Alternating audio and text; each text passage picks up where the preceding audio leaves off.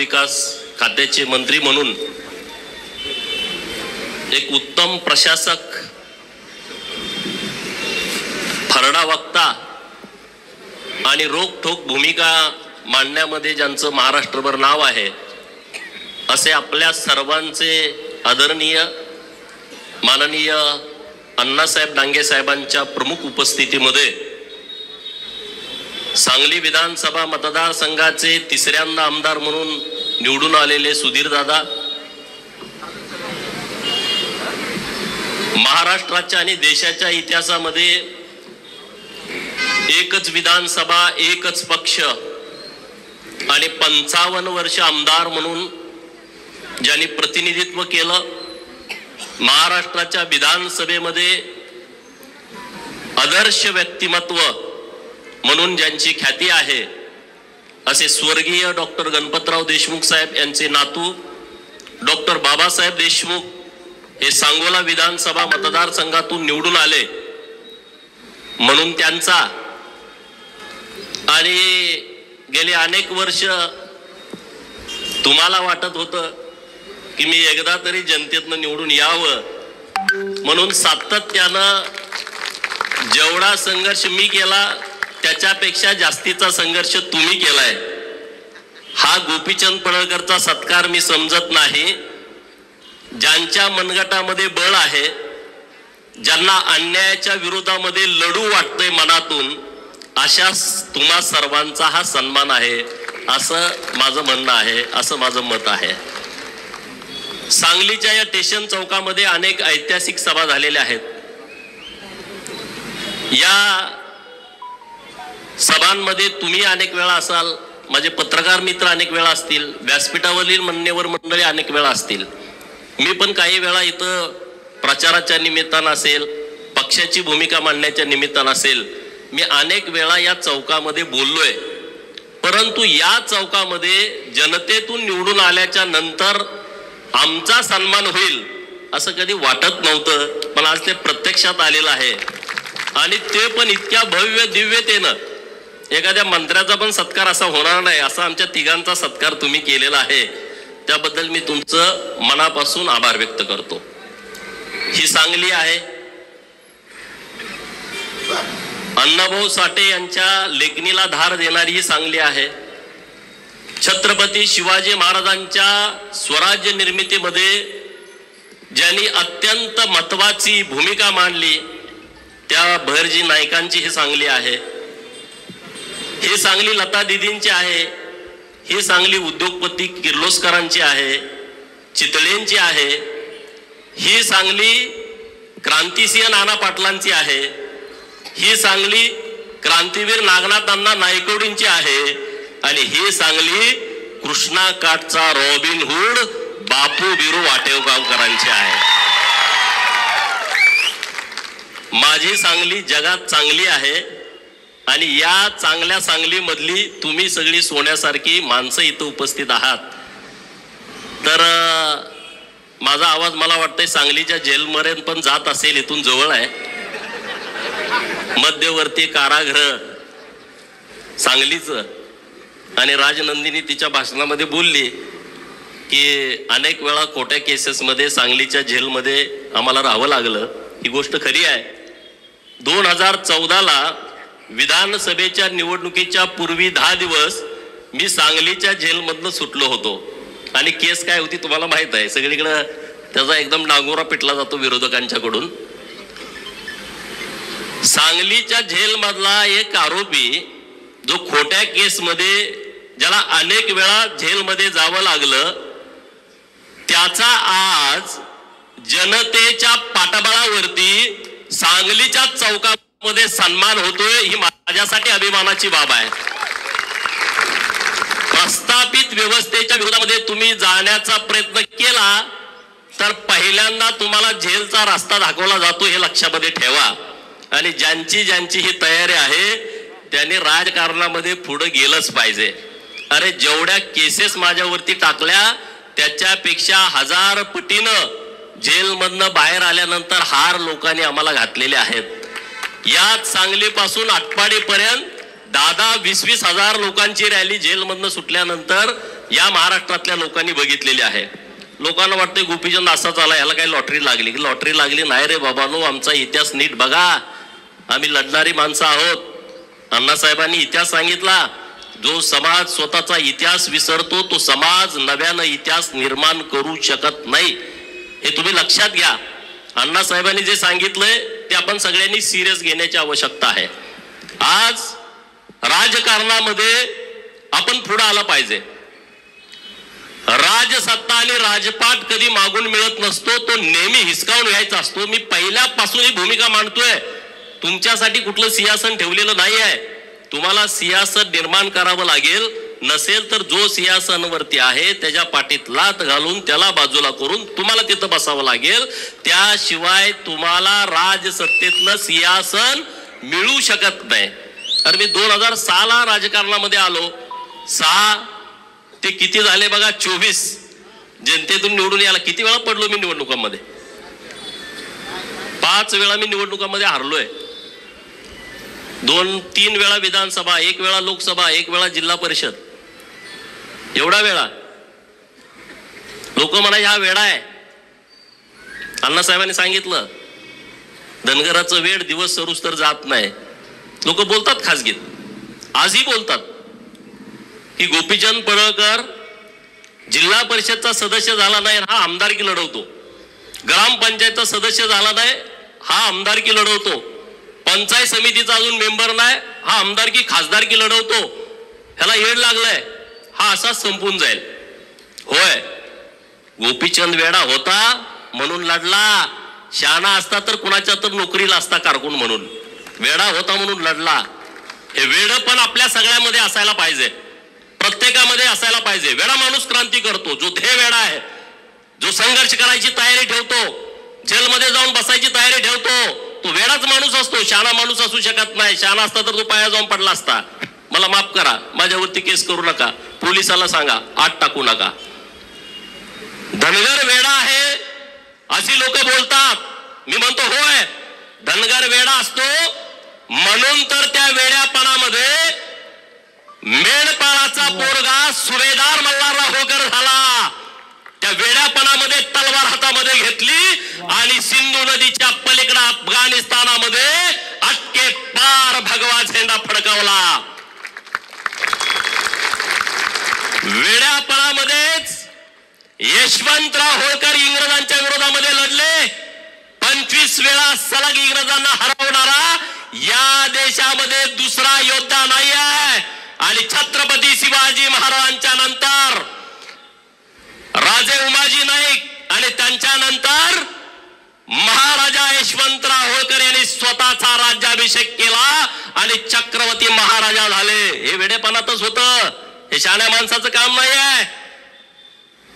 स्वतःवर अन्याय झाला नाही, पण माझ्या मागासवर्गीय बहिणीवरती अन्याय झाला म्हणून बेंड्या राखणारा बापू बिरू वाटेगावकर हातामध्ये कुऱ्हाड घेतो, बंदूक घेतो आणि 14-15 जणांना यमसदनी पाठवतो. येड्यापणाचं लक्षण आहे, शहाण्या माणसाचं काम नाही.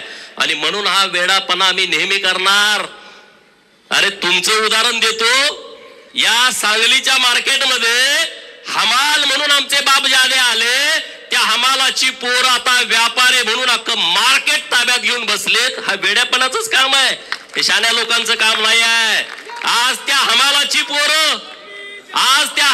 पोरं नगरसेवक, सभापती आणि महापौर म्हणून व्यासपीठावरती बसलेले आहे.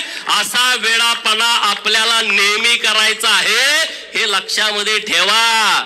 शहाणपणा केला तर काम करावं लागेल. वेडापणा केला तर तुम्ही लीडर व्हाल, नेता व्हाल. आणि तुम्हाला माझी विनंती आहे, झालं पाहिजे. का होऊ नये आपण? जिसकी जितनी संख्या भारी उसकी उतनी भागीदारी या तत्वावरती आम्हाला तिकीट मिळत नाही. आणि तिकीट मिळालं तर आम्हाला निवडून येऊ दिलं जात नाही. सगळे एक पाडायला. तुम्ही शान व्हावं लागेल. तुम्ही ते हातामध्ये घ्यावं लागेल. आज जतच्या जनतेला मी मनापासून धन्यवाद देतो की त्यांनी आज ही माझी सत्काराची वेळ आणली, नाहीतर ते शक्य नव्हतं.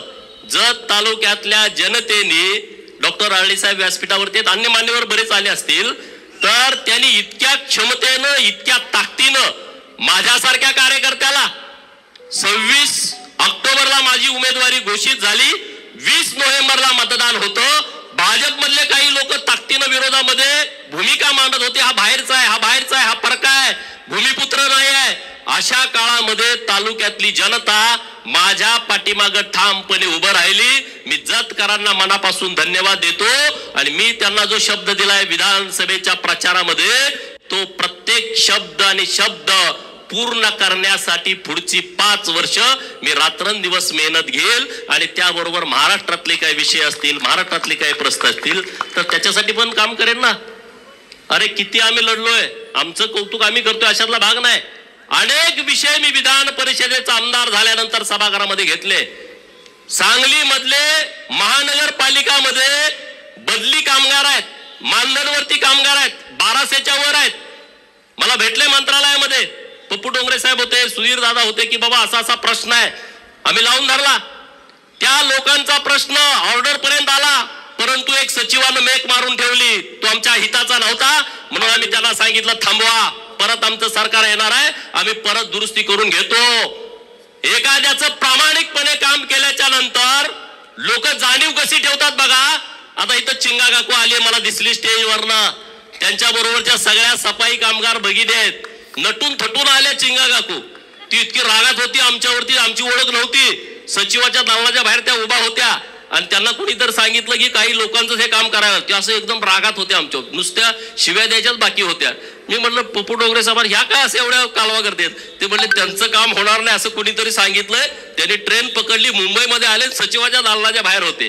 चिंगा काकू आज इथं आलाय तुम्ही, मी तुम्हाला मनापासून धन्यवाद देतो आणि शब्द पण तुम्हाला देतो. सुधीर दादा इथं आहेत, मी आहे, सुरेश भाऊ खाडे, आम्ही तिघं मिळून तुमचं काम आम्ही केल्याशिवाय राहणार नाही. सांगायचं तात्पर्य काय, लोक का जुळत गेली. प्रत्येक विषयावरती आम्ही भूमिका मांडली आहे. प्रत्येक विषयावरती जो माणूस आमच्याकडे आलाय त्या माणसाची भूमिका मांडली आहे. सुधीर दादा व्यासपीठावरती आहेत, त्यांना मला विनंती करायची आहे. दादा, महानगरपालिकेची निवडणूक तोंडावरती आली आहे. आता तुम्हाला सिंहासनावरती बसवलं आहे, त्यांना सिंहासनावरती बसवण्याची वेळ आली आहे. मी तुम्हाला विनंती करतो, या सगळ्या उपेक्षित लोकांना तुम्ही उमेदवारी द्या. ज्यांना उमेदवारी देता येत नसेल त्यांना स्वीकृत करून घेतो म्हणून सांगा. तुम्हाला प्रचाराला जाण्याची गरज पडणार नाही. सगळी लोक तुमच्या बरोबर ताकदीने येतील. रामोशाच्या पोराला शब्द द्या की तुला स्वीकृत करतो, तू जर निवडून येणार नसेल. लोणाऱ्याच्या पोराला शब्द द्या, इथं गोसाव्याच्या पोराला शब्द द्या, घिसाड्याच्या पोराला शब्द द्या. काय करायला लागत नाही. ही सगळी लोक तुम्हाला ही महानगरपालिका ताब्यामध्ये देतील. चमचे दलालांच्या मागे माणसं राहिलेली नाहीत, चमचे दलालाच्या मागे लोक नाहीत. ही जी गोरगरीब लोक आहेत ना, ती पूर्ण क्षमतेनं तुमच्या बाजूने उभा राहणार आहेत आणि तुमच्या ताब्यामध्ये परत एकदा महानगरपालिका देऊन या सांगली, मिरज आणि कुपवाडचं कल्याण करायचं आहे. त्यासाठी आम्ही तुमच्या बाजूने ठामपणे उभं राहू. तुम्ही आमच्या सगळ्यांच्या पाठीमागे ताकद उभी करा. तुम्ही अगोदर करताच, त्याबद्दल दुमत नाही. अनेक नगरसेवक झालेले आहेत, इथं दिनकर तात्या आहेत, पृथ्वीराज भैया आहेत, सगळे व्यासपीठावर मान्यवर मंडळी आहेत की जे निर्णय प्रक्रियेमध्ये आहेत. तर तुमच्याकडून आमच्या अपेक्षा आहेत, तुम्ही आम्हाला सन्मान द्या. आम्ही तुम्हाला ताकदीनं पाठबळ देण्याची व्यवस्था या सांगली, मिरज, कुपवाडच्या महानगरपालिकेच्या निवडणुकीच्या निमित्तानं करू. त्याबद्दल अजिबात दुमत ठेवू नका. हा सांगली जिल्हा 2 पुढाऱ्यांचा आहे असे वारंवार वारंवार वारंवार म्हटलं जातं, नावं घेत नाही. हा सांगली जिल्हा यांच्या विचाराचा आहे. अरे विचार 5 मिनिटं सांगा ना व्यासपीठावर येऊ, त्यांचा विचार नेमका काय होता आम्हाला कळू द्या. काय विचार होता, कुठं त्याचं पुस्तक आहे का, एखादा ग्रंथ आहे का त्या विचाराचा, की ज्या विचारामुळं या जिल्ह्याला, या राज्याला त्याचा फायदा झाला. अरे मी म्हणतो हा सांगली जिल्हा नागनाथांना नाईकवडींचा हा सांगली जिल्हा क्रांतिसिंह नाना पाटलांचा हा जिल्हा आहे. हा जिल्हा 12 बलुतेदाराचा, 18 पगड जाती त्या लोकांचा, शेतकऱ्यांचा, कष्टकऱ्यांचा, गरीब मराठ्यांचा जिल्हा आहे. आणि त्यामुळं ह्या जिल्ह्यामध्ये परिवर्तन झालं पाहिजे. नुसतं राजकीय नाही, सामाजिक असलं पाहिजे, विकासात्मक राजकारण असलं पाहिजे. ते परिवर्तन झालं पाहिजे. आणि म्हणून तुम्ही जो आज आमचा सन्मान घेतलाय तिघांचा, त्या सन्मानानं आमची जबाबदारी वाढली आहे. निश्चितपणे तुम्हाला सांगतोय, सांगलीच्या ज्या अपेक्षा आहेत, अरे सांगलीमध्ये कुपवाड MIDC किती वर्षापासून तयार झाली, नवीन काय तिथं झालं का? नाही. मार्केट कमिटीमध्ये व्यापाऱ्यांना जागा नाही, नवीन काय प्रयोग झाला का? अरे ती मार्केट कमिटी भ्रष्टाचारानं अशी बरबटली आहे, जागा घेतली त्यात भ्रष्टाचार. काय तुमचं व्हिजन पाहिजे सांगली मार्केट कमिटीचं? अरे इथल्या व्यापाऱ्यांना जागा नाही, 100-200 एकर जागा घेतली, डेव्हलपमेंट केलं आणि व्यापाऱ्यांना ती उपलब्ध करून दिली. कर्नाटक आपल्या बाजूला आहे, कर्नाटकातून लोक येत आहेत आणि त्या मार्केट कमिटीचा विस्तार केला नाही. कोंबडी कापून खायची ही जी ह्या लोकांची सवय आहे आणि त्याला पाठबळ मिळतंय.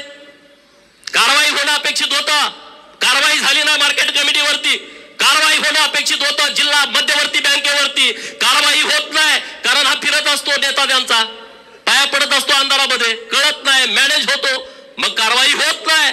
आज सांगली जिल्ह्यामध्ये शेतकऱ्यांची जिल्हा मध्यवर्ती बँक आहे, जी आर्थिक वाहिनी आहे, या बँकेमध्ये प्रचंड मोठा भ्रष्टाचार झाला. 83 ची चौकशी झाली, 88 ची चौकशी सुरू आहे. अरे आमची मागणी आहे ही चौकशी पूर्ण होऊन त्यांच्यावरती कारवाई झाली पाहिजे. आज तुम्ही शेतकऱ्यांच्या दारामध्ये जाता 1 लाख कर्ज थकवल्यावरती आणि इकडे 100 कोटी रुपये तुम्ही काढले, बुडवले, तिकडे कोणी जात नाही. आज महाकाली साखर कारखाना, आटपाडीचा मानगंगा साखर कारखाना, अरे सभासदांनी त्यांच्या सौभाग्यवतीच्या गळ्यातलं डोरलं मोडून तुमची सभासदाची फी भरली. आज इतके वर्ष तुम्ही कारखाना चालवला, 200 150 कोटी रुपये तुम्ही कर्जामध्ये घालवला आणि आता तुम्ही परत बँक म्हणते की आता हे आरबीआयचे नियम आहेत, अमुक आहे, तमुक आहे, त्याचा भाव करून तुम्ही ते कारखाना विकायला काढणार आणि त्या पुढाऱ्यांच्या घशामध्ये घालणार. माझे पत्रकार मित्र येत आहेत, माझी त्यांना विनंती आहे, हे कारखाने विकायचे आणि घशात घालायचे यांचे डाव आहेत. आणि कारखाना विकल्यानंतर काय होणार आहे? अरे आटपाडीच्या कारखान्याला 250 एकर जमीन आहे, तिथं 5 लाख रुपये गुंठ्याचा भाव आहे. ते कारखाना घेणार आणि त्यातली 200 एकर जमीन विकून टाकणार आणि खासगी कारखाना करून टाकणार. जे सुतगिरणीचं झालं तोच प्रकार होणार आहे, महाकाली कारखान्याचं तेच होणार आहे. तर बँकेला माझं अपील आहे, सभासदांचा कारखाना हा सभासदाला राहायला पाहिजे. उद्या तुम्ही विकून ती जमीन विकणार आहे, आता तुम्ही जमीन विकून ती पैसे भरून घ्या आणि तो सभासदांचा कारखाना सभासदाच्या ताब्यामध्ये ठेवा. कशासाठी हे प्रकार करताय? कुणासाठी करताय? अरे हे काय तुमच्या बापजादाची प्रॉपर्टी नाही आहे, हे लोकांची आहे, शेतकऱ्यांची आहे, कष्टकऱ्यांची आहे. त्याच्यावरती तुम्ही डल्ले मारता, त्याच्यावरती तुम्ही अटॅक करता. हे इथून पुढे चालणार नाही. सरकारकडे मी पाठपुरावा करणार आहे आणि सरकारनं जरी पाठीशी घातलं तर सरकार बरोबर सुद्धा या बाबतीमध्ये संघर्ष करायची आमची तयारी असणार आहे. कारण हे सभासदाचे कारखाने आहेत, सभासदाची जमीन आहे. अरे आटपाडीची जमीन तर माझ्या धनगर समाजाची जमीन आहे. काय तुम्ही देता रे? एक तुम्ही गुंठा जमीन देत नाही, 250 एकर जमीन आमच्या बापजाद्यांनी दिली. काय मिळालं आम्हाला? काय त्या कारखान्यामध्ये मिळालं? कामगार म्हणून आणि म्हणे आमच्या बापाचे कारखाने आहेत. महाकाली कारखान्यामध्ये कुणाच्या जमिनी आहेत? या जिल्ह्यातल्या सगळ्या कारखान्याच्या आणि MIDCच्या जमिनी बघा. या 18 पगड जातीच्या, 12 बलुतेदाराच्या, गरीब मराठ्याच्या आणि ओबीसीच्या जमिनी आहेत. कुठल्या पुढाऱ्याच्या रानामध्ये झाला कारखाना? अण्णासाहेबांनी मला एकदा कहाणी सांगितली की त्यांची सुद्धा 400 एकर जमीन एका कारखान्याला गेली आहे. परवा त्यांना भेटायला गेलो तेव्हा सांगितलं. सर्वोदय कारखान्याचं काय झालं? पृथ्वीराज भैया इथं आहेत, संभाजी आप्पा आता हयात नाहीत. आज कष्टाने उभा केलेला कारखाना या बँकेच्या राजकारणामध्ये त्यांनी घशात घातला. आणि म्हणून तुम्हाला माझी विनंती आहे, या बँकेच्या राजकारणामध्ये तुम्ही आला पाहिजे, संस्था स्थापन केल्या पाहिजेत आणि मत कुणाला विकलं नाही पाहिजे या बाडग्यांना. नाहीतर त्याचा काही उपयोग होणार नाही. 2 लाख मिळाले, 3 लाख मिळाले, चालला, त्याचा उपयोग होणार नाही. राजकारणाच्या बाबतीमध्ये मनात चीड असली पाहिजे, ठग असली पाहिजे. लात घालीन तर पाणी काढेल अशी उर्मी प्रत्येकाच्या मनात असली पाहिजे, तर हे घडल. 1 2 3 काम नाही आहे. तुम्ही सगळ्यांनी ठरवलं तर हे घडू शकतं.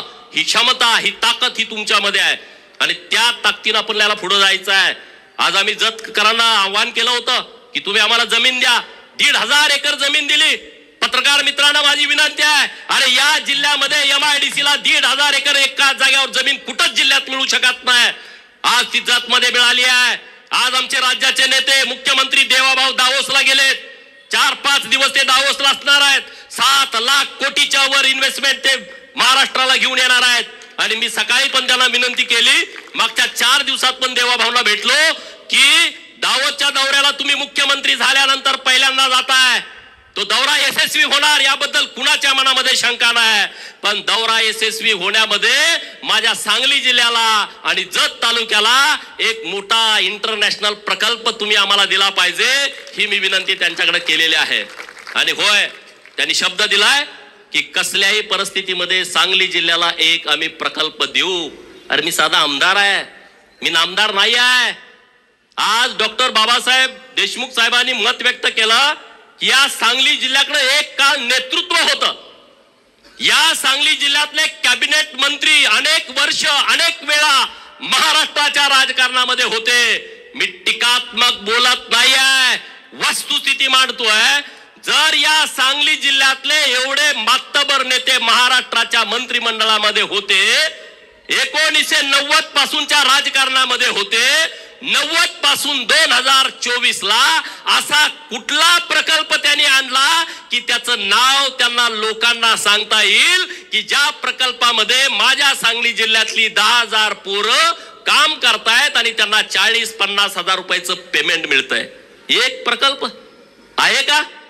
नाही, आणू शकले नाही, कारण ती वृत्ती नाही. वसंतदादा मुख्यमंत्री असताना एकदा बोलले होते, जर जतला कृष्णेचं पाणी दिलं तर आमच्या कारखान्यावरती ऊस तोडायला कोण येणार, हे त्यांचं स्टेटमेंट होतं. हीच भावना प्रस्थापितांची होती. कृष्णा काठच्या सगळ्या पुढाऱ्यांनी जिल्ह्यातल्याच दुष्काळग्रस्त तालुक्यांच्या वरती अन्याय केले. जत असेल, कवटेमंकाळ असेल, तासगावचा काही भाग असेल, खानापूर असेल, आटपाडी असेल, याच लोकांनी अन्याय केला. पण कृष्णामाईंनी अन्याय केला नाही. याच कृष्णामाईचं पाणी आज जतला गेलं, कवटेमंकाळला गेलं, मंगळवेढ्याला गेलं, सांगोल्याला गेलं, खानापूरला गेलं, आटपाडीला गेलं, कडेगावला, पलूसला, तासगावला, मिरजच्या पूर्व भागामध्ये, मानला, खटावला. कृष्णाबाईंनी दुजाभाव केला नाही, कृष्णाबाईंनी अन्याय केला नाही. आज कृष्णाबाईची ओटी जर माझ्या आईला भरू वाटली, माझ्या वहिनीला भरू वाटली, माझ्या ताईला भरू वाटली, तर आमच्या ओढ्यामध्येच कृष्णाबाईचं पाणी आलंय. हे कृष्णाबाईचे उपकार आज आमच्या दुष्काळी पट्ट्यावरती आहेत. देवाभाऊंचे उपकार आहेत. अरे 2-2 हजार कोटी, 7-7 हजार कोटी, टेंबूला 7,000 कोटी एका वेळेस मिळाले. मैशाला सुधारित मैशाळ योजनेला 2,000 कोटी एका वेळेस मिळाले. मंगळवेढा तालुक्यातली 35 गावं दुर्लक्षित होती, काळ्या खुट्ट जमिनी आहेत. आज तिथं धनगर समाजाची संख्या मोठी आहे, कुणी तिकडे बघितलं नाही. देवेंद्र फडणवीस साहेबांनी 1,000 कोटीची योजना मंजूर केली. समाधान दादा अवताडे यांच्या प्रचारात शब्द दिला होता आणि तो त्यांनी शब्द पूर्ण केला. का नाही इथल्या लोकांना जमलं? जलसंपदा खात्याचे मंत्री होते 2.5 वर्ष. काय केलं तुम्ही? काय भूमिका घेतली? जे काम कार्यकर्ते त्यांच्यानं करतायत त्यांनाही माझा प्रश्न आहे. नेता दिसायला स्मार्ट आहे, देखणा आहे, बोलतोय, उच्च विद्या विभूषित आहे, तिकडं फॉरेनला जाऊन शिकून आला, पण जिल्ह्याला काय फायदा मिळाला? सांगलीला काय फायदा मिळाला? सांगलीकरांनी अनेक वेळा विश्वास देऊन महानगरपालिका दिली. अरे सुधीर दादांच्या नेतृत्वात तुम्ही दिली महानगरपालिका, इथं बऱ्यापैकी मोठ्या प्रमाणात निधी आणला गेला. तुम्ही या नेत्याकडे महानगरपालिका दिली, तुम्हाला काय मिळालं? काही मिळालं नाही.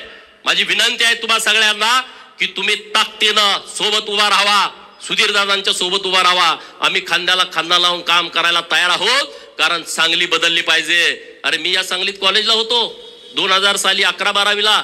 2000 सालची सांगली आणि आताची सांगली काही फरक नाही, काही बदल नाही. माणूस कुठं चुकत नाही, काही भानगड होत नाही. अरे मग ह्याच्याबद्दल कुणीतरी केलं पाहिजे होतं. आमचे सगळे मित्र आहेत, बलराज आहेत, रावसाहेब आहेत, सगळी टीम आहे. तुम्ही पण अनेक वर्ष पत्रकारिता करताय. ह्याच्यावर कुणीतरी बोललं पाहिजे, कुणीतरी लिहिलं पाहिजे. अरे जतला आमच्या गावाला रस्ता नाही आणि तुमच्या पुढाऱ्याच्या गोट्याला डांबरी रस्ता आहे, सिमेंटचा कॉन्क्रीटचा रस्ता आहे. काय तुमच्या बापाचे पैसे आहेत? तुमच्या हातामध्ये सत्ता आली, तुमच्या हातामध्ये जिल्हा नियोजनची समिती आली म्हणून तुम्ही मनमानी करता. अरे दुर्दैव आहे. मी जिल्हा नियोजन समितीला आमदार असताना एक पत्र दिला, माहितीचा अधिकार दिला त्यांना आणि म्हटलं की 1999 पासून हे जेव्हा मंत्री झाले तेव्हापासून जिल्हा नियोजन मधून तुम्ही किती पैसे खर्च केले त्याची यादी द्या. अरे जिल्हा नियोजन मध्ये तुम्ही काम काय केलेत याची यादी कलेक्टर ऑफिसला नाही. ज्याचं बजेट 800 आणि 900 हजार कोटी आपल्या जिल्हा नियोजनचं, त्यांच्याकडे कामं कुठं गेली याची यादी नाही. जर कामाची यादी नसेल 20 वर्षापूर्वीची, अरे इंग्रजांनी इथं बांधलेलं पूल 100 वर्षानंतर पत्र येतंय, ते पूल पडल, तुम्ही नवीन करून घ्या. आणि 20 वर्षापूर्वी, 15 वर्षापूर्वी, 10 वर्षापूर्वी जिल्हा नियोजन मधून तुम्ही किती पैसे खर्च केलेत त्याची यादी जिल्हा नियोजनच्या अधिकाऱ्याकडे नाही. पत्रकार मित्रांना माझी विनंती आहे, तुम्ही सुद्धा माहिती घ्या. मी माहिती दिली तर मला उत्तर दिलं की आमच्याकडे माहिती नाही. ही किती गंभीर बाब आहे बघा. कुणी केला जतवरती अन्याय, कुणी केला आटपाडीवरती अन्याय? याच लोकांनी केलाय. बाहेरचा माणूस आला नाही अन्याय करायला. आणि म्हणून तुम्ही मला निवडून दिलाय जातकराने. माझी जबाबदारी जतची तर आहे, पण सांगली जिल्ह्यातल्या उपेक्षित भागामध्ये जिथं जिथं कुठं काम करावं लागेल तिथं तिथं गोपीचंद छातीचा कोट करेल. आणि तुमच्या पुढे एक पाऊल असेल, तुम्ही चिंता करण्याची गरज नाही, अजिबात करायची गरज नाही. आणि राजकारणामध्ये काय भ्यायचं कारणच नसतं.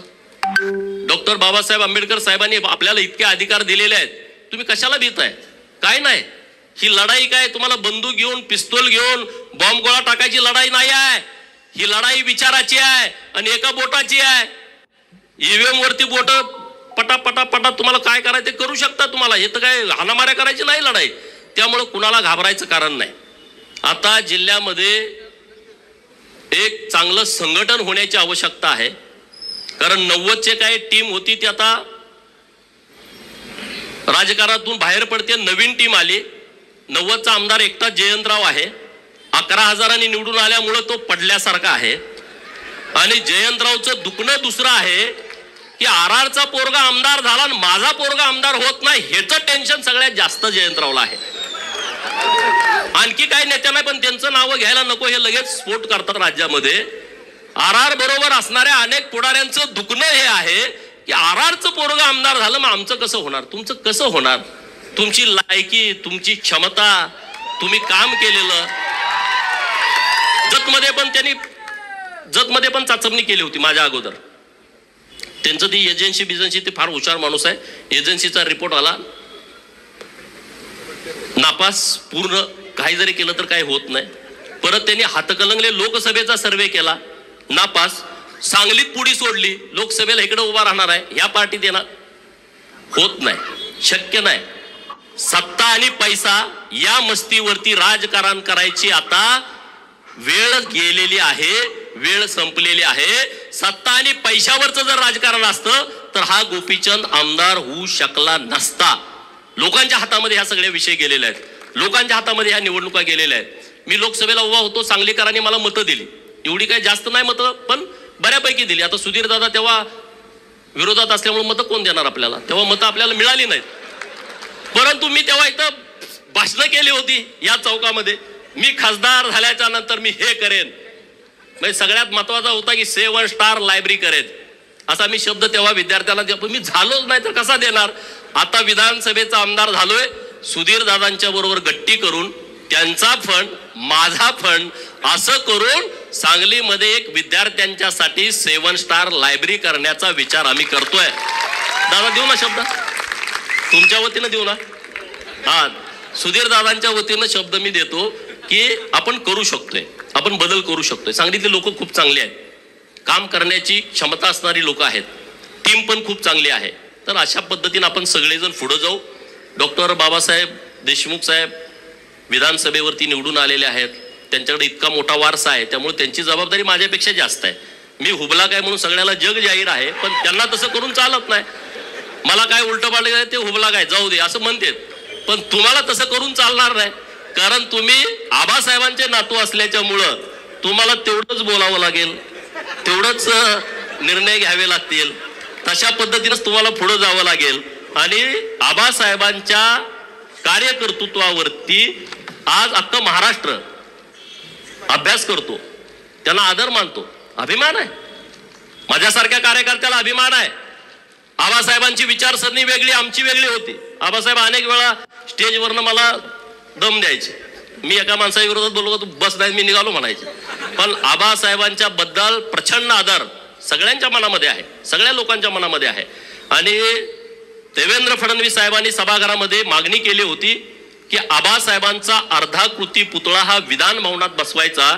यासाठी तुम्ही आणि मी आता देवाभाऊ आल्याच्या नंतर त्यांना भेटून ती मागणी आपण रेटून धरू आणि विधान भवनामध्ये महाराष्ट्रामध्ये एक आदर्श व्यक्तिमत्व बनून सरकारनं सांगितलंय, सरकार पण आणि विरोधी पक्ष, तेव्हा आम्ही विरोधी पक्षामध्ये होतो, परंतु सरकारचं दोन्ही बाजून आणि सभापती महोदयांनी तशा सूचना दिल्यात, विधान परिषदेमध्ये ती चर्चा झाली होती आणि तो विषय आपल्याला मार्गी लावून आपल्याला पुढे जाण्याची आवश्यकता आहे. अण्णासाहेबांनी काही विषय आपल्या समोर मांडले की मेंढ्यांची संख्या कमी व्हायला लागली आहे. ही गोष्ट खरी आहे, अडचणी पण आहेत. आता आपल्याला दोन्ही बाजूने चालावं लागेल. आम्ही म्हणलो सरकारनं मेंढ्या द्या, तर काय पोरं म्हणजे तुम्ही आता आम्हाला परत मेंढपाळ करता का? नाही, मतप्रवाह आहेत वेगवेगळे. तर आम्ही दोन्ही बाजूने चाललोय. विद्यार्थ्यांच्यासाठी चांगल्या योजना सरकारच्या माध्यमातून आणलेल्या आहेत. सांगली शहरामध्ये ओबीसीची 2 वसतिगृह, मराठा समाजाची 2 वसतिगृह, एक मुलांचं एक मुलींचं 100 क्षमता असणारी 2 वसतिगृह. वसतिगृह बांधण्यासाठी खूप वेळ लागतोय म्हणून सरकारनं निर्णय घेतला इमारती भाड्यानं घ्यायच्या आणि तिथं वसतिगृह चालू करायचं. महाराष्ट्रामध्ये 54 ठिकाणी आता वसतिगृह चालू आहेत. काही ठिकाणी इमारती मिळाल्या नाहीत, भाड्यानं मिळालेल्या नाहीत किंवा त्याचे दर जास्त आहेत मेट्रो सिटीमध्ये म्हणून ती राहिलेले आहेत. त्याच्या पुढे जाऊन आम्ही सरकारकडे मागणी केली की 100 विद्यार्थी दिले तरी विद्यार्थ्यांची सोय होत नाही, गैरसोय होते. आणि म्हणून सावित्रीबाई फुले स्वाधार नावाची योजना ओबीसीच्या मुलांसाठी आणलेली आहे. प्रत्येक जिल्ह्याला 600 विद्यार्थी जे 12वी नंतरचं व्यावसायिक शिक्षण घेतात त्या मुलांना, तो तालुक्याला राहिला तर 38,000 रुपये, तो क वर्गाच्या महानगरपालिकेच्या ठिकाणी राहिला तर त्याला 43,000 रुपये, तो अमरावती, नाशिक आणि संभाजीनगर अशा ठिकाणी जर राहिला तर त्याला 51,000 रुपये, आणि तो मेट्रो सिटीमध्ये राहिला, मुंबई, नवी मुंबई, पुणे, पिंपरी चिंचवड आणि नागपूर या ठिकाणी जर आपला पोरगा शिकायला गेला तर त्याला 61,000 रुपये सरकार देतंय खोली भाडं आणि खानावळीचं. पण दुर्दैवाची बाब आहे, 600 मुलांना ओबीसीच्या, त्यामध्ये 346 जाती आहेत. पण मित्रांनो 600 सुद्धा फॉर्म आले नाहीत. हे सगळ्यात मोठं दुर्दैव आहे. आणि 3 वेळा मुदतवाढ दिली, 3 वेळा मुदतवाढ दिली. तीच योजना धनगर समाजासाठी पंडित दीनदयाळ यांच्या नावानं सेम तीच योजना, फॉर्म तेवढे आले नाहीत. माझी विनंती आहे सगळ्या विद्यार्थ्यांना, अरे तुम्ही एज्युकेटेड आहात, ऑनलाईन फॉर्म करायचे आहेत. मेंढक्यांच्यासाठी एक स्कीम आणली आम्ही सरकारकडून. काय स्कीम आणली? जून, जुलै, ऑगस्ट, सप्टेंबर या 4 महिन्यामध्ये पाऊस पडतोय. फॉरेस्टचे अधिकारी म्हणतात की जंगलामध्ये तेव्हा रोपटी उगवायला चालू होतात, ते संक्रमणाचा बियांचा काळ असतो, मेंढ्यानं तुडवलं तर येत नाही. काय आता ते असतील कोण अधिकारी मला माहित नाही, बुद्धिवान, पण त्याने असा रिपोर्ट दिला की जंगलामध्ये मेंढ्या सोडायच्या नाहीत. आणि मग आम्ही सरकारकडे मागणी केली, जर तुम्ही आमच्या मेंढ्या जंगलामध्ये सोडणार नसाल तर तुम्ही आम्हाला चराई भत्ता द्या, महिन्याला 6,000 रुपये, 4 महिन्याला 24,000 रुपये, आणि स्कीम जाहीर केली. मला अभिमान वाटतो त्या गोष्टीचा, म्हणून मला मेंढक्यांचं कायम कौतुक वाटतं. 1,20,000 मेंढपाळांनी ऑनलाईन फॉर्म भरले, ऑनलाईन 1,20,000. सरकारकडे पैसे 8 कोटी होते. मी म्हणलं असं जुळणार नाही, आता तुम्हाला जेवढे फॉर्म आले तेवढे पैसे द्यावे लागतील. त्यांच्याकडे परत 20 कोटी पर्यंत झाले, त्यांनी 20 कोटी वाटले. मी आता अण्णासाहेबांना शब्द देतो की मी त्यांच्याकडे पाठपुरावा करतो आणि 1,20,000 आता दरवर्षी येणार फॉर्म, त्यांना तुम्ही चराई भत्ता द्यायलाच पाहिजे, दिलाच पाहिजे, त्याशिवाय मेळ बसणार नाही. पोरांच्या अडचणी आहेत हो. मेंढका पोरगा असला त्याला पोरगी मिळत नाही, तो परत मेंढर विकतोय, मुंबईत जातोय, कुठंतरी लोकांना मध्ये जागा घेतोय, लग्न केलं का परत गावाला येतोय, परत मेंढ्या घेतोय, परत म्हणते तू अरे मुंबईला होता ना आता कसं काय मेंढराकडं. म्हणजे अडचणी खूप आहेत, सुविधा नाहीत. पहिल्यासारखी आता लोकांची मानसिकता नाही आहे. 35-35 किलोमीटर दिवसात चालायचं आणि कुठल्या पण गावात जाऊन राहायचं. स्मशानभूमी जवळ वाडा पडतो, गावाच्या कुठंतरी 3-4 किलोमीटर आतमध्ये वाडा पडतो. कसं करणार लोक? पण त्यातून आता बंदिस्त, अर्ध बंदिस्त शेळी फार्म सरकारनं द्यावेत, अशा पद्धतीची आपली मागणी आहे. आमच्या सगळ्या भगिनी घोड्यावरती सगळं ओझं टाकून जातात, आमचे पत्रकार मित्र फोटो काढून बातमी लावतात, तुम्ही बघितलंय. म्हणून सरकारकडे आम्ही मागणी केली आहे, 50 HP चे ट्रॅक्टर सरकारनं द्यावेत, 75% तुम्ही अनुदान द्या, 10% आम्ही भरतो, 15% बँकेनं कर्ज द्यावं आणि 50 HP चे ट्रॅक्टर तुम्ही पहिल्या टप्प्यामध्ये 100 आम्हाला द्या. सरकारनं त्या गोष्टीला तत्वता मान्यता दिलेली आहे. असे नवीन नवीन प्रयोग करतोय. आता आम्ही मिलिटरीवाल्यांच्याकडे ज्या पद्धतीचे तंबू असतात, सरकारला आम्ही विनंती करतोय की तसा तंबू आमच्या मेंढपाळाला द्या की जो हलका असेल आणि त्यांनी 4 खुट्या मारल्या तर त्यांना तिथं राहता येईल. ही स्कीम तुम्ही भटक्या विमुक्तांना लावा, जे या गावातनं त्या गावात जातात, पालामध्ये राहतात, इकडून पाऊस आला इकडे जाते, तिकडून पाऊस आला, अरे कसं जगणार, काय होणार आहे त्यामध्ये. आणि म्हणून तुम्ही मला आमदार केलाय, सरकारकडे पाठपुरावा करतोय. भटक्या विमुक्तांच्यासाठी सरकारनं स्पेशल बजेट मंजूर केलं पाहिजे. आणि मला विश्वास आहे देवाभाऊ मुख्यमंत्री आहेत आणि महाराष्ट्रामध्ये सगळ्यात जास्त सामाजिक न्याय या व्यक्तिमत्वानं दिलाय. आणि मला ठाम विश्वास आहे की त्यांच्या माध्यमातून या सगळ्या भटक्या विमुक्तांच्यासाठी, पालात राहणाऱ्या लोकांच्यासाठी सरकार काहीतरी चांगला निर्णय करेल आणि तो आम्ही तिथं करून घेऊ. तुम्ही आज सत्कार केलाय तर आम्ही कामं केली पाहिजेत ना. आमचा काही मोठेपणा म्हणून आज सत्कार झालेला नाही आहे आणि सत्काराचं भाग्य आमचं सांगलीमध्ये यावं असं आम्हाला कधी वाटत नव्हतं. पण आज ते घडतंय जतकरांच्यामुळं, आज ते घडतंय सांगोलकरांच्यामुळं, बाबासाहेबांचं आणि सांगलीकरांचं जास्तीचं प्रेम सुधीरदादांच्या वरती आहेत. त्याला तिसऱ्यांदा तुम्ही निवडून दिलेला आहे. त्यामुळे तुम्ही आज आमच्या तिघांचा सत्कार या स्टेशन चौकामध्ये केला. तर इथून पुढं तुम्हाला ज्या अपेक्षा आमच्याकडून आहेत त्याच्यापेक्षा एक पाऊल पुढे जाऊन ताकदीनं, क्षमतेनं, जिल्ह्यात असेल जिल्ह्यात, राज्यात असेल राज्यात, आता संघर्ष करायची वेळ संपलेली आहे. संघर्ष आता जयंतरावनी करू द्या, पण ते करू शकत नाही. संघर्ष करायचं पण रक्तात असावं लागतं. संघर्ष ते करू शकत नाहीत. आता ते विरोधी पक्षात आहेत, त्यांनी करायला पाहिजे आंदोलन, मोर्चा, रस्त्यावर. आम्ही कुठवर यायचं, आम्ही रस्त्यावरच आहे गेली 20 वर्ष. आता नाही, आता आम्ही सत्तेत आलोय. तुम्ही सुद्धा तुमचा मोड बदला, सत्तेत आलोय असं, नाहीतर विरोधी पोस्ट टाकत बसू नका. आपण आता सत्ताधारी आहोत तर आपण काम काय करायचं, तुम्ही सरकारला सांगा हे काम केलं पाहिजे. सरकारकडे तुम्ही ही सूचना द्या, कल्पना मांडा. अरे सामान्य माणसं सुद्धा चांगल्या कल्पना मांडतात आणि त्या कल्पनेनुसार सरकार काम करतं. तशा सूचना तुम्ही द्या, त्या पद्धतीनं सरकार काम करेल. आपलं एक महत्वाचं काम राहिलंय, 2-3 वर्ष झालं प्रयत्न सुरू आहे. महाराजा यशवंतराव होळकर यांचा अश्वारूढ पुतळा महाराष्ट्रातला पहिला हा सांगलीच्या जिल्हाधिकारी कार्यालयासमोर बसवायचा आहे आणि आता त्याची सगळी प्रक्रिया पूर्ण होत आलेली आहे. मुंबईला आता शेवटचं पुतळ्याच्या परवानगीसाठीचं महानगरपालिकेचं पत्र तिथं पोहोचलंय. मंगळवारी बुधवारी आम्ही जाणार आहोत आणि तिथं एक अश्वारूढ पुतळा महाराष्ट्रातला पहिला हा कलेक्टर ऑफिसच्या समोर करायचा आहे. मागे एकदा डॉक्टर स्वप्नील चोपडे इथं आहे, त्यांनी ते कलर केला होता नवीन नाव लिहायला. एकदा कलर केला का काही गाड्यांच्या डोक्यात आलं, ती परत तिथं नावच लिहू देणार. स्वप्नीलला नेऊन पोलीस स्टेशनला बसवला त्याने की नाव लिहायचं नाही. मी म्हणलं का, पोटात दुखते का म्हटलं, काय अडचण होते. आणि मग संघर्ष करून ते यशवंतराव होळकर महाराजा यांचा सांगलीमध्ये चौक आहे. आणि तुम्हाला सांगतोय, जर तुम्हाला राजकर्ती जमात बनायची असेल, महाराजा यशवंतराव होळकर जोपर्यंत तुम्हाला समजणार नाहीत, महाराजा यशवंतराव होळकर यांचं तैलचित्र तुमच्या घरात लागणार नाही, महाराजा यशवंतराव होळकर यांची जयंती गावागावात साजरी होणार नाही, तोपर्यंत तुम्ही राजकर्ती जमात बनवू शकत नाही. म्हणून माझी तुम्हाला विनंती आहे की महाराजा यशवंतराव होळकर यांची जयंती गावागावात साजरी झाली पाहिजे. घोड्यावरचा फोटो तैलचित्र आम्ही नव्यानं प्रकाशित केलंय, तो फोटो तुमच्या घरात प्रत्येकाच्या असला पाहिजे. आणि त्यांचा सगळा इतिहास वाचून घ्या. अण्णासाहेबांनी काही पुस्तकं लिहिलेली आहेत, तिकडं सोनवणे सरांनी काही पुस्तकं लिहिलेली आहेत, नास इनामदारांनी झुंज नावाची कादंबरी, हे वाचा तुम्ही. वाचल्याशिवाय काय होणार नाही. नाही तर तुम्ही ह्याच्या मागे पळणार. ते तुम्हाला ही मोठी माणसं, ही मोठी नाहीत लोक. मी अनेक वेळा सांगतो, तुम्ही ऐकत नाही, त्याला माझा नाही इलाज आहे. ही मोठी नाही, बिंडोक लोक आहेत, हे होपलेस लोक आहेत. ह्यांनी काय नाही, आपल्याला ते लांबनं दिसतंय. आपल्याला गेस्ट हाऊसच कधी कळू दिलं नाही, लांबनच बघायचो. हे मोठ्या लोकांसाठी, अरे तुमचाही ते, तुम्ही जाऊन बसा की तिथं आयटीत, काय बिघडतंय. आपली प्रॉपर्टी आहे ती, सरकारची प्रॉपर्टी म्हणजे जनतेची प्रॉपर्टी. तुम्हाला ती मोठ्या माणसासाठी आहे, मोठ्या माणसासाठी नाही, तुमच्यासाठी पण आहे. तिथं एकदा जाऊन बसा, रुबाबा जेवा, ऑर्डर द्या, एक दिवस झोपून या ना, तिथं काय बिघडतंय. हा, तर ती लोकांसाठी आहे मोठ्या. तुम्ही तोपर्यंत ते तुमच्या ताब्यात घेत नाही.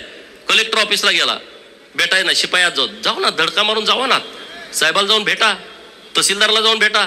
मध्यस्थ शोधताय, मध्यस्थ काय करताय, भीती घालताय तुम्हाला, पैसे घेताय तुमच्याकडून, दलाली करताय, त्याचा उपयोग होत नाही. तुम्ही जावा ना तिथं, लोकांच्यासाठी जावा, गरिबांच्यासाठी जावा. जात पडताळणी ऑफिस आहे इथं, किती लोकांचे दाखले मिळाले नाहीत, जावा ना तिथं, दरडावा ना, बोला. नंदीवाल्याच्या पोराला जातीचा दाखला मिळाला नाही, का नाही मिळाली जात पडताळणी? तुम्ही खडसावा ना तिथं जाऊन. गोसाव्याच्या पोराला का नाही दिलं, डवऱ्याच्या पोराला का दिलं नाही? तुम्ही करा ना मोठ्या भावाची भूमिका. नुसतं भाषण करून उपयोग नाही. मोठ्या भावाची भूमिका ही कृतीतून तुमची दिसली पाहिजे, तर तुम्ही पुढे याल, अन्यथा तुम्ही पुढे येणार नाही. एकटा गोपीचंद, एकटा डॉक्टर बाबासाहेब आमदार होऊन तुमचा प्रश्न मिटत नाही. असे शेकडो आणि हजारो गोपीचंद महाराष्ट्रामध्ये तयार व्हावे लागतील, तेव्हा कुठं तुम्ही या प्रवाहात याल, अन्यथा प्रवाहात येणार नाही. आता जिल्हा नियोजनची सदस्याची नेमणूक होईल. कुठं आहे सरकारचं धोरण? पत्रकार मित्रांच्याकडे माझी विनंती आहे, मी पण मागणी करतोय, जिल्हा नियोजन मध्ये सुद्धा रिझर्वेशन आलं पाहिजे. निमंत्रित सदस्यामध्ये सुताराचं, लोहाराचं, कुंभाराचं पोरग जिल्हा नियोजनचा सदस्य म्हणून कलेक्टर ऑफिसला पालकमंत्र्याच्या समोर बसलं पाहिजे. कधी बसणार ते? नाही बसणार. त्याला माहित नाही, त्याला कल्पना नाही. मला तुम्ही आमदार केलाय आणि मी जत मध्ये जाहीर केलंय आमच्या सगळ्या सहकारी मित्रांची परवानगी घेऊन. ज्या शासकीय कमिट्या आहेत माझ्या जत विधानसभा मतदारसंघामध्ये, ज्या समाजाला कधीच प्रतिनिधित्व मिळालं नाही, ज्याला कधी उमेदवारी मिळाली नाही, त्या समाजातल्या तरुण पोराला तहसीलदारच्या शेजारी बसायचा अधिकार त्या समितीच्या माध्यमातून आम्ही देणार आहे. कलेक्टर ऑफिसला कलेक्टर साहेबाच्या शेजारी बसून चर्चा करण्याचा अधिकार जर मर्याय गाडेवाल्याच्या पोराला जर मला देता आला तर त्या आमदारकीचं सार्थक झालं असं मी समजेन. आणि तशी पोरं मी शोधतोय आणि त्यांना इथं आणून बसवणार आहे. डवऱ्याची, गडसेची, लवाराची, कुंभाराची, सुताराची पोरा, नाभिकाची पोरा, मातंग समाजाची, गरीबाची पोरा, ज्यांना कधी सन्मान मिळाला नाही. कमिट्यावर तर टाका की रे. कमिट्यावर पण तुम्ही टाकत नाही. इकडचा मेवणा, तिकडचा पाहुणा. जिल्हा नियोजनवरची यादी काढा. गेल्या 20 वर्षातली कोण आहेत माणसं? एक तर नेता, नेत्याचा चमचा, दुसऱ्याला संधी नाही. आणि म्हणून मी देवाभाऊंच्याकडे मागणी करणार आहे की महाराष्ट्रातल्या जिल्हा नियोजन मध्ये आणि महाराष्ट्रातल्या शासकीय कमिटी आहेत तिथं तरी आम्हाला संधी द्या. आणि ते देऊ शकतात, हेच काहीतरी परिवर्तन करू शकतात. आणि म्हणून असे नवीन नवीन विषय घेऊन आपल्याला पुढे जायचं आहे. नवीन नवीन विषय घेऊन आपल्याला पुढे काम करायचं आहे. अजिबात चिंता करू नका, अजिबात काळजी करू नका. तुमचा जो विषय असेल तो मला सांगा, दादांना सांगा, बाबासाहेबांना सांगा. दादांना सांगितल्यावर डायरेक्ट जाऊन ते काम करून येतील. आम्ही सभागृहात वाजवून काम करून घेऊ. दादांचं आमच्यापेक्षा जास्तीचं चालतं. दादा सिनियर आहेत आणि सगळ्यात महत्वाचे तुम्हाला माहित आहेत, बॅकबोन आहे दादा. त्यामुळं दादांचं सगळं चालतं. त्यामुळं दादांना आमची विनंती आहे की तुम्ही आमचं नेतृत्व करा. आम्ही तुमच्या बरोबर ठामपणे उभं राहू. आतून बाहेरून कुठलाही दगा फटका माझ्याकडून होणार नाही. तो आमचा स्वभाव नाही. कारण होळकरांच्या इतिहासाचा एक आपल्याला कौतुकास्पद घ्यायला पाहिजे. होळकरांनी जेवढ्या लढाई केल्या त्या समोरासमोर सांगून. होळकरांचे किल्ले बघा. वापगावचा किल्ला पुणे जिल्ह्यातला गावात आहे. यशवंतराव महाराज होळकरांचा जन्म झाला. मल्हाररावांनी जे 5 किल्ले बांधले होते त्यातला तो आहे, गावात आहे. महेश्वरी राजधानी पुण्यश्लोक अहिल्यादेवींची एकदम नदीच्या किनारी आहे. एकदम समोरासमोर लढणारे भिडणारे हे मल्हारराव आहेत.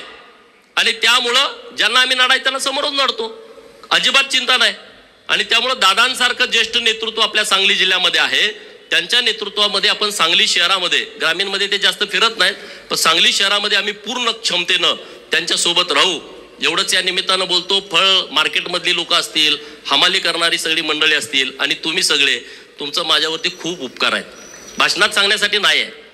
तुम्ही म्हणारे भाषणात सांगतोय. माझ्याकडे जेव्हा गाडीला तेलाला पैसे नसायचे तेव्हा तुम्ही त्या गाडीत तेल टाकण्याचं काम केलंय. माझ्या सगळ्या निवडणुका ह्या तुमच्या वर्गणीवरती झालेल्या आहेत. त्यामुळं माझ्यासारख्या कार्यकर्त्याला त्याची प्रचंड जाणीव आहे. अरे आम्ही सामान्य आहोत. तुम्ही आज एवढा सांगलीमध्ये दिमागदार एवढा सोहळा केला गडदे तात्यांच्या नेतृत्वामध्ये, शक्य नाही. महाराष्ट्रातल्या कुठल्या आमदाराच्या नशिबी असं येईल? पैसे लावून कुणी करेल हो, पण तुम्ही उत्स्फूर्त केलाय. हे तुमचं प्रेम आमच्यावरती कायम राहू द्या. या प्रेमाची पोच पावती आम्ही कामातून तुम्हाला देऊ. गडदे तात्या आणि सगळे सिनियर लोक आहेत व्यासपीठावर. आता एकाच नाव घेतलं तर अनेकांची लोक राहतील. आता आपले सांगलीचा आदर्श महाराष्ट्रातल्या सगळ्या महानगरपालिका क्षेत्रामध्ये राहणाऱ्या उपेक्षित वंचित लोकांनी घेतला पाहिजे असा आदर्श घालून देणारी सगळी मंडळी व्यासपीठावरती आहेत. आणि त्यामुळं तुम्ही जो आमचा मान सन्मान केलाय, सत्कार केलाय आणि अण्णासाहेबांच्या उपस्थित केलाय आणि अण्णासाहेबांनी इतकं चांगलं आम्हाला आज मार्गदर्शन केलेलं आहे, कुठलाही फटका न मारता त्यांनी आम्हाला व्यवस्थितपणे आशीर्वाद दिलेले आहेत. त्याबद्दल अण्णासाहेबांचं मी मनापासून आभार व्यक्त करतो. अण्णासाहेबांचं फार मोठं योगदान आहे. चौंडी हे अण्णासाहेबांमुळे महाराष्ट्राला कळालं. नंतर जानकर साहेबांनी त्याचं पूर्ण महाराष्ट्रातल्या लोकांच्या पर्यंत नेलं. चौंडीला तुम्ही गेलं पाहिजे. 31 मेला जयंती आहे पुण्यश्लोक अहिल्या देवींची आणि 300वी जयंती आहे. या वर्षी सरकारनं 75 कोटी रुपये बाजूला काढून ठेवलेत अहिल्या देवींच्या जयंतीला. मुख्यमंत्री महोदयांना मी परवा पत्र दिलंय की पुण्यश्लोक अहिल्या देवींची जयंती सरकारनं कशी साजरी करायची त्याची तुम्ही बैठक बोलवा, अण्णासाहेबांना बोलवा, आमच्या सगळ्या लोकप्रतिनिधींना बोलवा आणि तुम्ही पुढच्या 2 महिन्याचा आराखडा करा. ही काय 1 दिवसाची पुण्यतिथी होणार नाही, तर 2 महिन्याचा कार्यक्रम होईल. देवाभाऊंनी त्याला मान्यता दिलेली आहे. त्यामुळं हा जयंतीचा कार्यक्रम तुम्ही गावागावामध्ये करा. अरे अहिल्या देवींचं खूप मोठं काम आहे. छत्रपती शिवाजी महाराजांच्या नंतर हिंदवी स्वराज्याचे पताका ही होळकरांनी खांद्यावरती घेतली, अन्य काही सरदारांनी पण घेतली, परंतु अहिल्या देवीने जे काम केलेलं आहे ते काम कुणीच विसरू शकत नाही. हिंदू धर्माच्या रक्षणाचं आणि हिंदू मंदिरांचं जीर्णोद्धाराचं काम हे अहिल्या देवीने इतक्या मोठ्या प्रमाणात केलंय ते कुणी विसरू शकत नाही. नरेंद्र मोदी साहेबांना मी धन्यवाद देईन. काशी विश्वेश्वराच्या मंदिराचा कॉरिडॉर डेव्हलप केला आणि त्या कॉरिडॉर मध्ये पुण्यश्लोक अहिल्या देवींचा पुतळा त्यांनी तिथं बसवलेला आहे. कुठलाही हिंदू काशी विश्वेश्वराच्या दर्शनासाठी गेला तर त्यांना पुण्यश्लोक अहिल्या देवींचं दर्शन होतंय. शंकराचार्यांचा आहे, भारत मातेचा पुतळा आहे आणि कार्तिक स्वामीचा, असे 4 पुतळे तिथं बसवलेले आहेत. धन्यवाद देईल मी देवाभावना, एकनाथ शिंदे साहेबांना. अरे अहमदनगरचं नाव बदललं, 1 वर्षाच्या आतमध्ये नामांतरण केलं आणि पुण्यश्लोक अहिल्यादेवी नगर केला. हा काय छोटा निर्णय नाही. तुम्हाला त्याचं काही देणं घेणं नसल्यामुळे तुम्हाला त्याचं काही वाटत नाही. अरे डॉक्टर बाबासाहेब आंबेडकरांचं तेव्हाचं औरंगाबाद आणि आताचं संभाजीनगर त्या विद्यापीठाला नाव देण्याच्या बद्दल किती मोठा संघर्ष झालाय. आपल्या जिल्ह्यातले रामदास आठवले साहेब आहेत, त्यांनी किती मोठा संघर्ष केला होता बघा. वाचा, घरं जाळली, अत्याचार झाले, बलात्कार झाले, मर्डर झाले, तेव्हा विद्यापीठाचं नाव बदललं. सोलापूर विद्यापीठाचं नाव बदललं. तुम्हाला त्याचं सोयरसुतक नाही, तुम्हाला त्याचं देणं घेणं नाही. नुसत्या पुढाऱ्यांना शिव्या, ह्यांनी काय केलं, त्यांनी काय केलं. अरे तुम्ही काहीतरी करा ना, तुम्ही या ना, तुम्ही बोला, भूमिका मांडा. आता सोलापूर विद्यापीठाच्या प्रांगणामध्ये पुण्यश्लोक अहिल्या देवींचं स्मारक तयार झालंय आणि आम्ही आता नरेंद्र मोदी साहेबांना विनंती करतोय देवाभाऊंच्या माध्यमातून की त्या स्मारकाचं उद्घाटन करण्यासाठी स्वतः नरेंद्र मोदी साहेबांनी यावं सोलापूरला. जर तो निर्णय झाला तर तुम्ही सगळे या, वेळ द्या. इकडं अमावस्याला गेलो, तिकडं पौर्णिमेला जावा, पण एकदा जावा की दर अमावस्याला कशाला जाताय? हा, बोकडं कापली 21, बोकडं कापली 20, 15, एक कापा की. आपलं देव मानतोय ना, काय आपल्या विरोधात आहे बिरोबा? हा, मसोबाला बोकड कापलं, एक कापा ना, बारकं कापा. 8 किलोचं, 7 किलोचं, 50-50 किलोची बकरी, 50-50 किलोची बोकडं बंद करा ना. इकडं या, राजे व्हा. मंत्रालय अजून आम्हाला कुणी दाखवलं नाही. मुख्यमंत्री कुठं बसतात आम्हाला माहित नाही. 2 नंबरचा समाज. आपली ही अवस्था असेल तर गावात राहणाऱ्या छोट्या मायनर समाजाची काय अवस्था असेल विचार करा ना, काय अवस्था असेल. म्हणून जरा परिपक्व व्हा. सोलापूरच्या अहिल्यादेवी विद्यापीठामध्ये स्मारकाचं लोकार्पण आहे, तिथं तुम्ही या. अण्णासाहेबांनी त्यांच्या नेतृत्वामध्ये अहिल्यादेवींचा वाडा तयार केलाय. 50-60 कोटी रुपये खर्च करून एकदा जावा, दर्शन घ्या. एकदा आपल्या कुलस्वामीला गेलं, एकदा चौंडीला गेलं पाहिजे. अरे चौंडीमध्ये प्रचंड ताकद आहे, तिथली माती ऊर्जा आहे. तुम्हाला माहित आहे मागे एक जण तिथं जयंती करायला ते पळून जावं लागलं. दुसऱ्या महिन्यात सरकार सुद्धा गेलं. नाही, शक्ती आहे. कुणाला पटो अगर कुणाला न पटो, ही ताकद आहे तिथं चौंडीमध्ये. आणि तुम्ही जात नाही, तुम्हाला माहिती नाही. लग्न झाल्यानंतर नवरा बायकोला खंडोबाला गेले, मकोबाईला गेले, बिरोबाला गेले, चौंडीला जाऊन या म्हणून सांगा ना. तुम्ही पांडा पाडा ना, जावा. लग्नामध्ये कोट घालताय, बूट घालताय, एकदा फेटा बांधा, घोंगडं टाका. काय लग्न मोडते काय नवरी? करा ना. आता माझं झालं नाही तर मी केलं असतं तसं, तुम्ही करा ना तसं. मला अभिमान वाटतो. मी जेव्हा आमदार झालो तेव्हा मी डोक्याला पिवळा फेटा आणि खांद्यावरती घुंगडं टाकून मी शपथ घेतली. अरे महाराष्ट्रातल्या धनगरांचे नाही, देशातल्या धनगरांचे मला फोन आले आणि तिथली लोक त्यांना विचारायला लागली. कर्नाटकच्या एका मंत्र्यांचा मला फोन आला, त्यांना नीट हिंदी पण बोलता येत नव्हतं. ते म्हणले, आमची लोक मला म्हणायला लागली, तुम्ही का नाही असं बांधलं, तुम्ही 4 वेळा मंत्री झाला, तुम्ही असं का नाही केलं की तुम्ही 6 वेळा आमदार झाला. करा ना तुम्ही जे करता ते लोक करतात. हे सगळं चालूच आहे रे. आपल्याला एक वेगळं पण आहे, हे कुणाला नाही आहे. ज्याच्या डोक्यावर पिवळा पेटान खांद्यावरती घोंगडा आहे, तुमची ओळख सांगायची गरज नाही, हे तुम्ही करा. ढोल वाजवले आता येताना, लाज बाळगू नका, शिका ना. मी वाजवतो, तुम्ही वाजवा. गजी ढोल शिकायला पाहिजे आपलं. अरे आपलं एक वेगळेपण आहे, आपली एक संस्कृती आहे, ती आपण जपली पाहिजे. त्याच्यासाठी लाजलं नाही पाहिजे. मी जेव्हा मुंबईमध्ये जायचो तेव्हा तिथले अधिकारी हळू बोलायचे, इकडं तिकडं बघून मला भेटायचे. मी इकडचा आहे, मी तिकडचा आहे, वेगळं सांगायचं. जातीचा विषय येतोच हो, कुणी जरी नाकारला तरी. जात चिकटलेली आहे.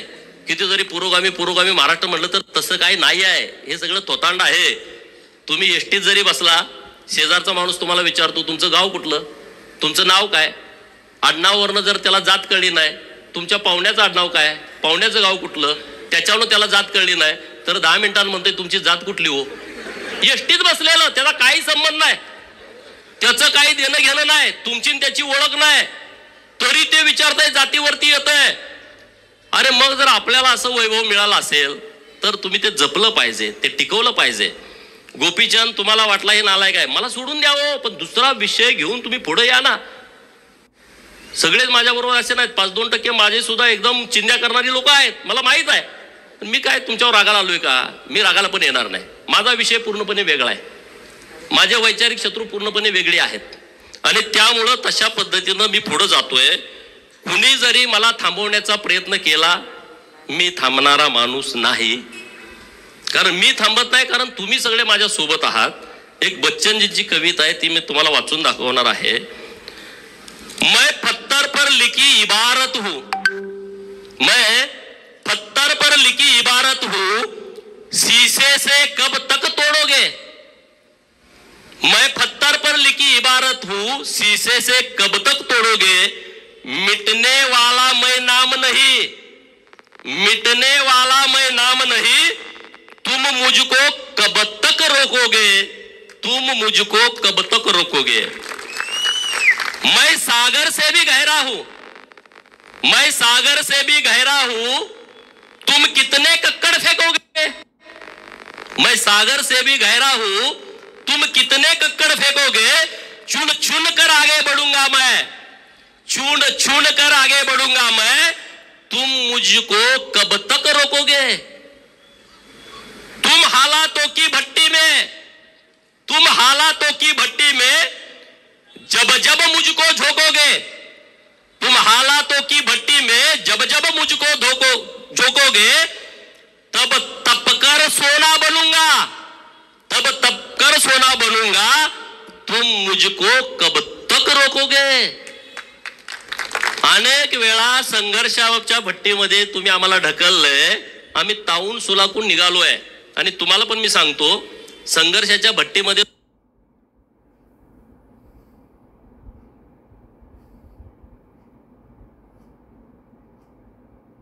जो सन्मान असतो ना, तो जगात कुठंच नसतो, तो जगात कुठंच नसतो. विश्वकर्मा नावाची योजना आली 12 बलुतेदारांसाठी. कुणाला माहित होतं का 12 बलुतेदार? 18 बलुतेदाराचा कुणी विषय या देशात घेतला होता का? नाही. सरकारची योजना आहे. सांगलीमध्ये जे रस्त्यावरती बसलेत ना लोक, त्यांना त्याच दिवशी 10,000 कर्ज द्यायचंय बँकेत गेल्यावर, आधार कार्ड दिल्यावर. किती? 10,000. ते फेडलं का 20,000, ते फेडलं का 30,000, ते फेडलं का 40,000. केंद्रानं ही योजना आणली, आपल्याला माहित पण नाही. तुमच्या गावात कोण असेल मोठ्या शहरामध्ये, त्यांच्यासाठी ही योजना आहे. आपल्या सरकारनं तर खूप योजना केलेत, खूप महामंडळ केली. आज रामोशी समाजाचं महामंडळ केलंय, लिंगायत समाजाचं महामंडळ केलं, वडार समाजाचं महामंडळ केलं, लोहार समाजाचं महामंडळ केलं, नाभिक समाजाचं महामंडळ केलंय, काशीबा गुरव समाजाचं महामंडळ, छोटा समाज आहे, महामंडळ केलं. अरे आज त्यांचा उपाध्यक्ष होईल, त्याला सुद्धा केम करायला वाटतंय. त्यामुळे तुम्ही चिंता करू नका, तुम्ही आमच्या